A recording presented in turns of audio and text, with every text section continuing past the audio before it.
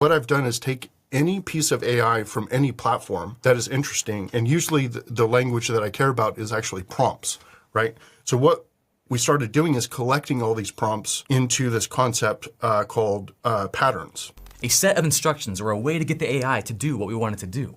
Now, this is not a new concept. Prompt engineering is a thing, but this, it's a bit different. Different in two ways that I am a big fan of. They're open source and they're crowdsourced. Now, I'll be the first to admit that's kind of a weird concept for a prompt, but here's why it's cool. First, these prompts or patterns, we'll just call them patterns from now on, have been carefully curated, created, manipulated, added to do exactly what it's designed to do, to solve a problem, a very specific problem. And it's everyone, including maybe you, that helps create these prompts to make them better. Now let's take a look at this one in particular because I love this one, Extract Wisdom. You'll really get a feel for what I'm talking about here. And this is the other cool part about this, it's open source, so you can actually see this system prompt. Normally when you're interacting with GPTs, you can't see the actual prompt being sent to the AI. Here, we're controlling that, we're part of that. And I want to show you this one part, I think this will illustrate what I'm talking about. Look at how this prompt talks to the AI. Take a step back, think step by step, think deeply. It kind of sounds like he's talking to this AI like a human.